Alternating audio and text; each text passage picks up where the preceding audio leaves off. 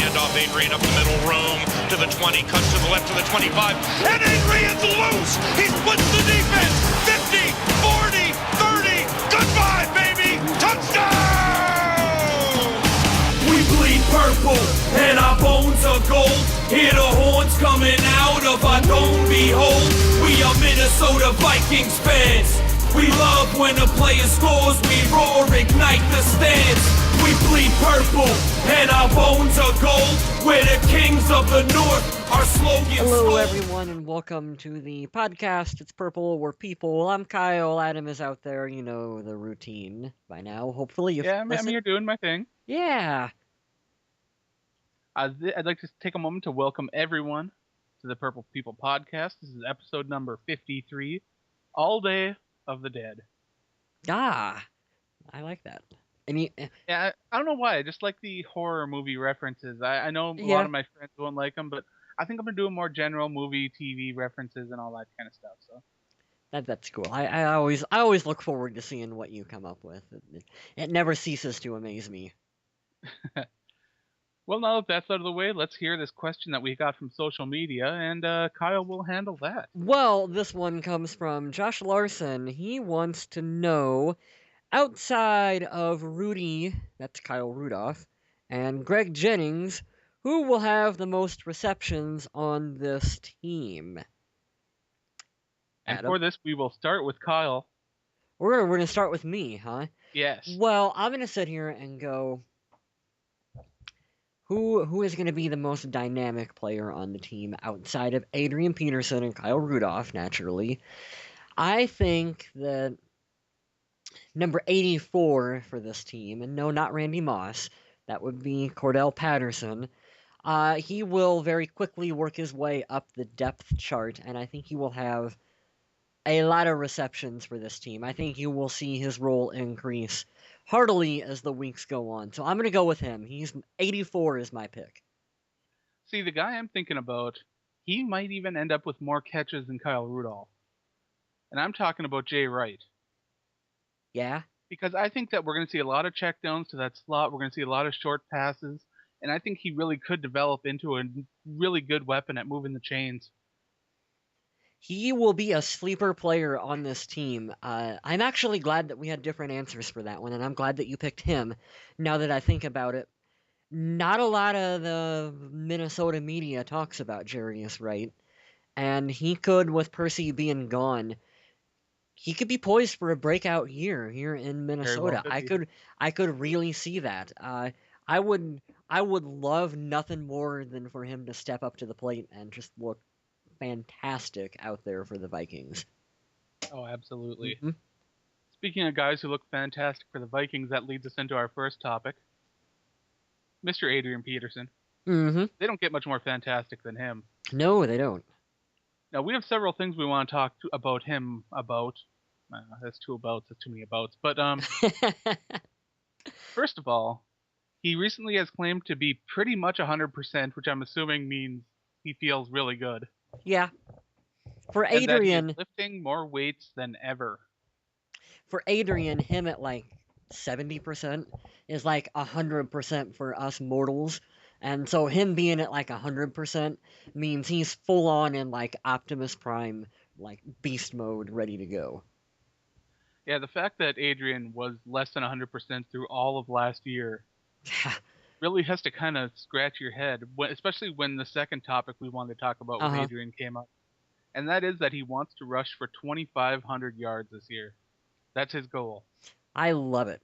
I also like the fact that when he was asked about it, he said that, well, that's my goal, that's my personal goal, but I really don't care if the team makes it to the playoffs and the Super Bowl. So he's got the big picture in mind that team goals are more important than his personal goals. But with that said, I love the fact that he sets his sights that high, and if anyone can do it, it'll be Adrian. Absolutely. I mean, the fact that he does put the team first, Mm-hmm. and he says, if I do rush for that, that's fine. Mm-hmm. Like last year when in the last game he came up 9 yards short. Mm-hmm. Well, Peterson said, that's fine. We made the playoffs. The record, I can get that next year. Yeah, that is why. And the fact that a player can be like that just blows my mind. That is why he is such a better player than someone like Chris Johnson, who's got to do the holdout for the contract and all that other stuff. And Adrian's like, whatever, I'm gonna go out there, I'm gonna play football. Like that's why he's Hall of Fame. We're watching a Hall of Fame career unfold here in Minnesota. Absolutely. Mm-hmm. All right. Third thing we want to talk about with Adrian is that he wants more catches in the passing game. That one's interesting. Yeah, it is. Catches have not been something historically that you've seen him do. And you think about it, boy, if they have a way to do some kind of play fake where they bite on someone else on the other side of the field, and then suddenly you got Adrian in an open space with no one around him, and you can throw him the ball. Good God, that's a 70-yard touchdown just waiting to happen. Because if you take a bad angle at him, I don't care what crown of the helmet rule they got in place, he's going to level someone and just run through them. And whatever they can do to get him the ball, I am all for it. And I'm excited. Well, here's one of the things that I thought of right away. Mm-hmm. Okay, they got rid of Michael Jenkins, and he's one of the best run blocking wide receivers in the game. Sure, he's not the speediest, but hey, excellent run blocker. Mm-hmm. But they replaced him with Greg Jennings, and he's a seasoned veteran that can more than hold his own. Yep. Then you got Jerome Simpson and Cordero Patterson, who are kind of similar players in that they both are willing to put through the effort and work hard to spring those blocks for the running backs. Mm-hmm. Then you got the tight ends who have all been working on their blocking this offseason, Mm-hmm. and none of them are really bad. And then you've got, of course, the offensive line, which is built to make holes for Adrian Peterson. I mean, we're talking about a team that has every piece in place to get those swing passes, short screens, whatever. And if they actually do this with Adrian Peterson, they add this to a piece of the game, this could be something that could really be deadly on offense. I'm right with you, man. And the important thing is like the theory around this offense right now is that we are considerably quicker than what we were last year. And that's even taken Percy. That's taken Percy completely out of the equation here. We've got some speed on this team on offense. And if Jerome can stay healthy, and what are they going to do with Patterson and getting Adrian out there? It's like it makes a good dynamic where you want to defend the run, but now you got to respect the pass. But if you respect it too much, they can do, like you said, like a screen to Adrian or whatever, and it creates a lot of mismatches out there on the field. And absolutely, that spells good things for the Minnesota Vikings. And you saw last year, one of my favorite plays that I talked about all the time, that tight end trap that they kept running, because they knew that they were coming in to collapse on the running back, and that tight end was open almost every time on that trap. I could see the offense taking advantage of plays just like that when they see over-aggressive defenses with extra men in the box. It's really a dream scenario for this team. Yeah. Yeah, and especially because if they get too aggressive, I mean, you can always check down to our Pro Bowl tight end, MVP Pro Bowl tight end, Kyle Rudolph out there. I mean, it makes for some fun things in store in Minnesota, I hope. Absolutely. And the last thing we want to touch on with Adrian Peterson, or I wanted to touch on, I guess, is that Adrian Peterson recently came out against gay marriage, but he also said he's very supportive of his friends and family who are gay, bisexual, lesbian, whatever. Personally, I don't think this is much of a story, and it's like the fact that it got reported on as much as it did kind of boggles my mind a little bit.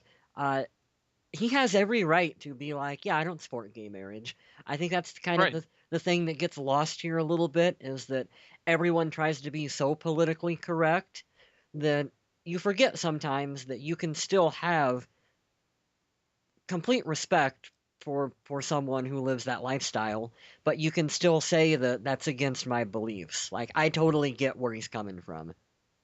Right, like, I'm not a very religious person. I have a lot of friends that live alternative lifestyles, and I support them. They're my friends, and I have no problem hanging out with them or doing the things or who they see, who they want to get married to, who they fall in love with. That's up to them. Now, I love that Adrian took a stand to where he was able to say what he believed, Hmm. but also level it with a kind of sincerity and softness to say, hey, I don't believe in it personally, but I understand why other people do, and I can Yeah. support. And at the end of the day, a reporter asked him a question that was probably a pretty stupid question to begin with. Like, what are you Right. asking a football player for about stuff like that? And he gave an answer, and he gave a truthful answer. And that it was a respectful, truthful answer. And I think that's more important than him trying to lie and not be honest with himself just to give a Right. politically correct answer to it. So. Well, if you follow Adrian on Twitter or Facebook or wherever you like to follow Adrian, and hopefully not to his house and hide in his bushes. Yeah, I was gonna say I like to follow him around to his house and to the store. Nah, I'm kidding. But if you follow him on those pages, you know that he's a very religious man, Hmm. and he is more than entitled to the beliefs of his religion, and that's cool. I'm glad that he stands up for what he believes in. Hmm. That's cool. I 100% go with that. Hmm. All right, and that I think will end our conversation on Adrian Peterson. And now we're going to enter talking about a wide receiver who we haven't even seen really do anything yet, and that's Cordero Patterson. Well, we haven't seen him do anything substantial, but we're starting to see a little bit of video and photo coming out from Vikings and other media that report on him with the OTAs and whatnot. And the first thing that jumps out at me is this kid is quicker than quick. When he is running his routes, it's like we kind of got used to last year of having Molasses Mike out there And an running injured Jerome and Simpson insert and Jerome Simpson and Devin Aromashadu, and then Percy missing most of the season. limping around on the field. Yeah, limping around, and it's like, oh, this kid's got some speed. And I seen his spin move that he put on. That spin move is going to be killer when he is in open field. I believe the Vikings. I think Coach Frazier said that he's going to be doing kickoff returns. Uh, Yes, he already won the kickoff return job in camp. I can see why. You get him out Right now, they're there. still going with Sherrills on punts, but he will handle the kicks. Yeah. Patterson on kickoffs is going to be fun. If you liked Percy, they found Percy's replacement for kickoffs. I'm confident in that statement.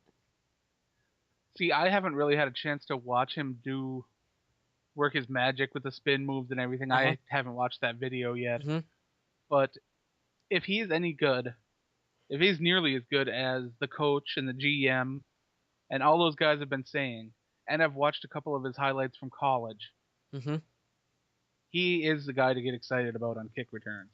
Yeah, and here is what I really liked hearing about him in the OTA so far, Adam, is that Coach Frazier came out and said that he already has a better grasp of the playbook and what we expect him to do on the field than what we thought he would have. Now, if you remember, one of the knocks about him coming into the draft is that he's gonna be a project and it's gonna take time Right. to get him going. Well, now that might not be as big of an issue as what we were thinking. So, more of a role for him in the future.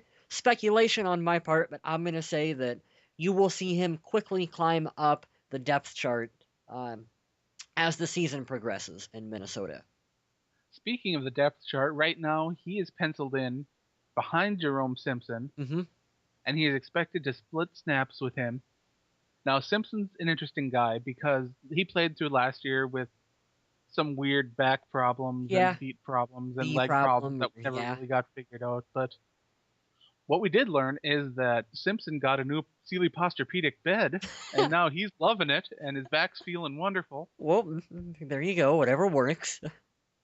Sealy Posturepedic, they make wonderful beds. Hint. Purple to People anyone. Podcast, now sponsored by Sealy Mattress. I wish we were, but we get a dime for every time we say that.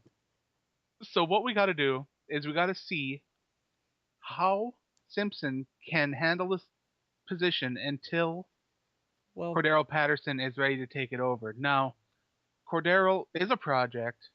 He still has to work on a lot of his route running and that kind of thing. But like you said, he's ahead of schedule mhm. according to the Vikings. Now, I'm not sure what that means. I don't know what their schedule was for him. Yeah. But I'm taking that as good news and saying that soon this will turn into a competition. I don't know if it'll be during preseason. I don't know if it'll be Oh, week 5. I don't know if it'll be week 10. But at some point, Patterson is going to be able to jump and leapfrog Simpson. Now, yeah. I hate to say that because Simpson's a really good leaper and jumper, but he will be able to take over his spot on the depth chart, and I would love Simpson to be a wide receiver 3 or 4 in this system. I'm right with you. I think that's his natural fit on a team. We're talking about depth chart on June 2nd, folks. It's June 2nd. We're talking about depth chart. The reason why I think Jerome Simpson is higher than Patterson right now is that he is the quote veteran player on the team. So they're well, I'm dead serious right now. I know. They're doing their due diligence and saying that okay, Simpson is the veteran. He gets penciled in on that spot as soon as training camp and preseason opens up, like you said, that is when the actual depth charts that are gonna matter are gonna get Yep, they're made. going to start shuffling then. Yeah, it's right now. I think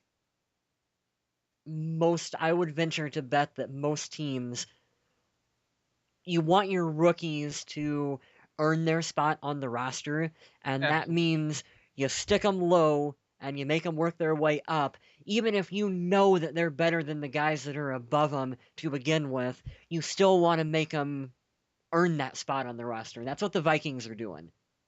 Absolutely. I mean, look how many guys Goldberg had to go through before he got a WCW title shot. Oh, you went with the Goldberg reference, Adam. That is fantastic. What was his streak before he got beat? 172 and 0. I have no idea, Yeah, it but it was was like pretty. 172 and 0. Let's get back to Minnesota. Well, let's go back to talking about depth charts because that brings us into our number 3 topic very well. Okay. And that is the outside linebacker position. We all know that Aaron Henderson has moved from the weak side linebacker to the middle, hmm and he's taking first team reps there. But that leaves an opening on the outside. Now, Minnesota is letting Marvin Mitchell take the first team reps there. hmm How do you feel about that, Kyle? Right now it's early enough that I think they're like, hey, we have an opening. Marvin Mitchell, go fill it. Prove, That's it, huh? yeah, prove to us that you can't do it. Like we're early enough that that's kind of a mentality that I think you can take. Like, prove to us that you can't do this position. You were on the team last year. You were a good core special teams guy. Get out there and show us what you can do with the first team people. And if you can't When do it, Mitchell was asked to play outside linebacker last season, he played fairly well. uh-huh. And I was pretty impressed with what he could do out there. But now he's competing with rookie Gerald Hodges, who is a pretty exciting player to watch, Yeah, I've heard and Tyrone McKenzie. Frazier brings him up quite frequently in press conferences when talking about that opening. So, Frazier being a defensive minded kind of guy, at, read between the lines, I think he expects good things to come from him. Well, to be 100% honest, I think that Spielman was absolutely surprised when Hodges was on the board hmm when they had their pick coming up. I mean, they traded away all those picks, and they were still able to get Hodges, Yeah. which I think blew their minds. I thought that they thought he would be gone well before that. I But need he's a to guy that can be really solid in pass protection. He's smart. He's fast. He could be taking over from Marvin Mitchell pretty quick. hmm One of the other things I really love about Hodges is that he's already come out and said that his favorite thing, the thing that's getting him most excited about camp, is trying to tackle Adrian Peterson. talk about setting your sights high. That is like, hey, I'm gonna go tackle a freight train in 90-degree heat up in Mankato, Minnesota, because that's what he's attempting to do with that one. And not many people tackle Adrian at training camp. Trust me, I go up there every year to watch that, and And it you've never tackled him, huh? no, I've never tackled him. I try to jump over the fence. No, I wouldn't get too far with that. Uh, I remember what I was talking about actually. I don't know. Who was the player that you were just talking about, Adam? Uh, Gerald Hodges, Tyrone McKenzie. Gerald Hodges is one that I need to sit down and watch some game tape on and verse myself more in.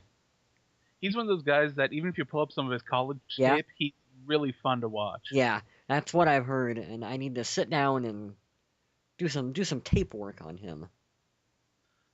That'll do it for our main segments, but first, let's hop back in it.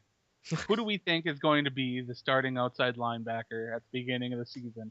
I know it's way too early to be putting a name down, but I'm going to do it anyway. I'm going to say that Mitchell opens the season at outside linebacker.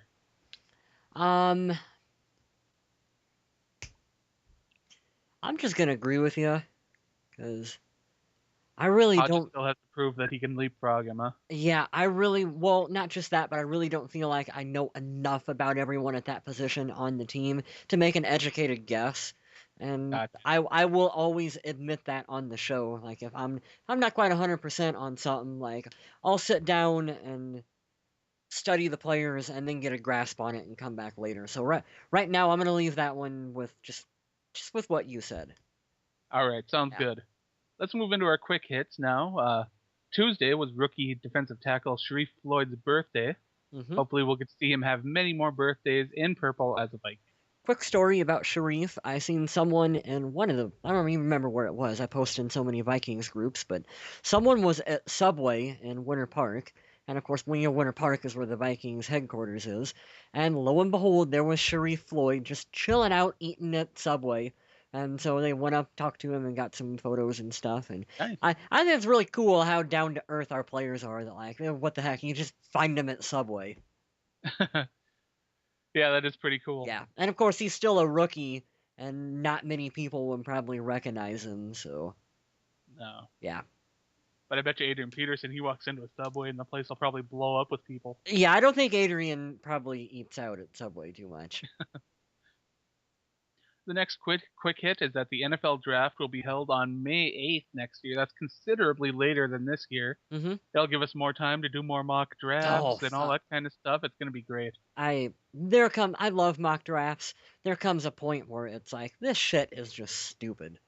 Like a month ago, we had this guy penciled in like he's guaranteed to be number 3, and then a month later, they're like, well, he's fallen out into the second round now. Why? Nothing happened. Did he invent a time machine and go back and play worse? Like, what happened? Like, that gets under my skin a little bit. Oh, yeah. Yeah. Some news from OTAs. Joe Webb apparently catching everything that's been thrown at him. Which is interesting because didn't we hear a couple years back that Joe Webb can't catch? That was the knock on him. Yeah, wasn't that like he can't catch and he looked better at quarterback, so that's why we're moving him to quarterback? But that was the story. But now he's at wide receiver and he's catching everything that's thrown his way. Yep. I don't really understand, and it kind of looking forward to the day that we don't have to talk about Joe Webb again. Well, for the next topic, Joe Webb. No, I'm kidding. The only player missing from OTAs was Jared Allen. He stayed home to celebrate his wedding anniversary with his wife and family. Yep, more power to him. It's voluntary. He's a veteran. He knows his position. You know he's going to show up and be in amazing shape. And I do believe that he showed up to one of the other ones, or is going to be showing up to him, or I don't know. Yeah, he'll be showing up this week. Yeah, he'll be there, folks. Like he'll be on the team. No worries. Like Greg Jennings sat out the OTAs with a minor ankle injury. Is this a sign of things to come from the often injured player? Oh, probably. That's our luck sometimes around here. Like, hey, we got a player we're excited for, and then he's gonna spend half the season on IR. I hope not. I hope this isn't an omen of things to come, but I wouldn't fall out of my stool if it did happen. By stool, you mean the thing you sit on, not the other kind of stool, right? Depends. It depends what time of day. What time of day, but. The Vikings signed linebacker Stanford Keglar. That's an awesome name. He is most likely just a camp body. I don't think he's seriously going to make it. I don't know. What was his last name? Keglar. Keglar. That sounds like a Minnesota Viking. It does. Doesn't it? Like how Phil Lodeholt sounds like a Minnesota Viking. Keglar. Yeah, he'll be on the team. Just namesake alone. And What some bad position was news he? in the quick hits is that Josh Robinson says he is not yet comfortable in the slot and that position is all new to him. Mm-hmm. But Yeah. that's what training camp and practices are Yeah. for. June 2nd. Best to keep that in mind here, folks. June Yeah. 2nd. So here's another story that, because a player was being honest when asked a question, is getting blown out of proportion to, well, now we're screwed and he's never going to learn it. No, he's just saying that it's a new thing that he hasn't done before and that Right. it's June 2nd. He's not quite comfortable if we had to play a game tomorrow to go in there and do it, but that's why we have training camp and preseason and And why there are players on the coaches. roster that can help him out. I mean, there's Lacey could help him out. He's been around for a while. He knows the spot. Mhm. Cook is somewhat of a veteran, I guess. Antoine Winfield. Oh, no, wait, never mind. Scratch that. He could give him a call and be like, "Hey, Antoine, Yeah, help me out. I need to know what to do here." he probably would. You know, he probably would. Yeah, You're right. he probably could call him on the phone and be like, hey, what do I do here again? He'd probably help him out. All right, Jared Allen says that he's 100% healthy and ready to kick some butt when he gets to camp. Hmm. He's growing the mullet back, so he's serious about this season if he's growing the mullet back. And our last quick hit of the week is that John Sullivan is still recovering from his microfracture surgery. It's a very serious injury with a long and complicated recovery. It's a simple procedure, but the recovery is complicated. Mm-hmm. He expects to be ready to for training camp, but I recommend that you head on over to our podcast page and check out my article that I wrote for the Viking Age on John Sullivan and his microfracture injury and recovery, because I am very proud of that article. I did a lot of research, and I think it's really interesting. And I think that if he's not able to play, well, they could just call the Pro Bowl center Jeff Saturday. I'm joking, guys. Come on. The fact that he was voted to a Pro Bowl last year for the Packers is like, in a nutshell, that's what's wrong with the Pro Bowl, folks. But hold on just 1 second, because if we don't have John Sullivan, Mm-hmm. because this recovery is that sensitive, Uh-huh. if something happens and he's unable to go, you've got Berger and you've got Fusco. Both of them are able to play center. I don't know who would take the spot. I'm guessing Berger. Yeah, that'd be my guess. They might have to look outside the roster, if it gets to that point to bring someone in, actually. If they don't Well, that's one of the points that I stressed in that Uh-huh. article is how important John Sullivan is to this offensive line. I mean, he's a leader. Well, he's the one that Christian Ponder's got his hands under his Hands ass under. every snap, and it's important that that ball gets where it's supposed to be to Ponder correctly. I mean, Hey, I played some center in high school. I know exactly what you're talking about. yeah, and you go back and you look at a lot of the, ESPN does those like not top 10 plays, whatever, and you look a lot of the football ones, wonky things happen when that football gets snapped in an area that it's not supposed to be in, and Absolutely. it's never a good outcome. So it's very important. Your quarterback center exchange. Absolutely. Yeah. Well, that's all that I have for this week. Do you have anything else that you'd like to add, Kyle? I wonder if they could get Matt Burke back. I don't know, but I bet you they could get Jamarcus Russell. You think they could get Jamarcus Russell? McLeod Bethel Thompson might need a water boy.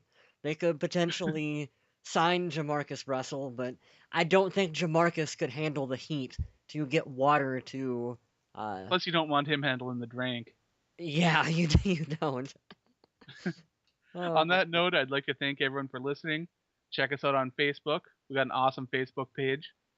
We got Twitter. The Twitter page is okay, but the guy that handles it kind of, I don't know. I'm kind of slacking right now. It's June 2nd, people. I've said that like 9 times during the show, but It's June 2nd. There also is a new Purple People podcast app Yeah. for It's your great. cellular devices. You should download it. We'll have stuff on there soon. We don't know stuff and things. We don't know what, but I don't know yet. We're working on it. If you have any idea for content, please email us at purplepeoplepod@gmail.com. I think we're Purple People Podcast. Are we Purple People Podcast? Hell, I don't know. Yeah. But I'd like to thank everyone for listening and remind everyone to stay classy, Minnesota. We bleed purple and our bones are gold. Hear the horns coming out of our dome. Behold, we are Minnesota Vikings fans. We love when a player scores. We roar, ignite the stands. We bleed purple and our bones are gold. We're the kings of the north. Our slogan skull. No packer, no bear, no lion can beat us. We will punish anyone if they try to defeat us. He's the MVP, appreciated greatly. Running all day, 2K, that's AP. Make a defense cry or maybe beg. ACL stands for Adrian's crazy leg. He's the heart of the team. 28 holding up that Lombardi is a part of the dream. We will never give up. We find the faith to move past 09 and 98.